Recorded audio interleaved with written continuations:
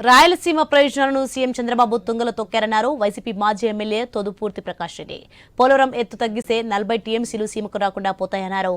పోలవరాన్ని చివరికి బ్యారేజీగా మార్చారని మండిపడ్డారు తోబుదుర్తి. రాయలసీమ లిఫ్ట్ ద్వారా ఈ ప్రాంత అభివృద్ధికి జగన్ నిర్ణయం తీసుకుంటే దానిని చంద్రబాబు ఆపేయించారన్నారు.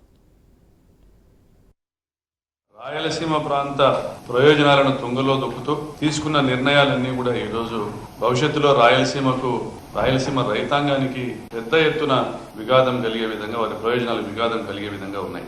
పోలవరం ప్రాజెక్టు ఎత్తును ఎఫ్ఆర్ఎల్ని 150 అడుగుల నుండి 140 అడుగులకు తగ్గిస్తూ కేంద్రానికి ఒక అండర్టేకింగ్ ఇవ్వడం, దానివల్ల ఏదైతే లైవ్ స్టోరేజ్ ఉంటుందో 80 టీఎంసీల లైవ్ స్టోరేజ్ కృష్ణా బేసిన్కి తరలిస్తే ఎగువ ప్రాంతాలైనటువంటి రాయలసీమ ప్రాంతానికి అందులో నుంచి 40 టీఎంసీలను తరలిస్తామని పట్టిసీమ నిర్మాణం పూర్తయిన సందర్భంలో చెప్తూ వచ్చినటువంటి తెలుగుదేశం పార్టీ చంద్రబాబు నాయుడు గారు పోలవరం ప్రాజెక్టును ఒక బ్యారేజ్గా మారుస్తూ దీనివల్ల ఉత్తరాంధ్ర ప్రాంతం కానీ రాయలసీమ ప్రాంతం కానీ తీవ్రంగా నష్టపోయేటువంటి పరిస్థితి.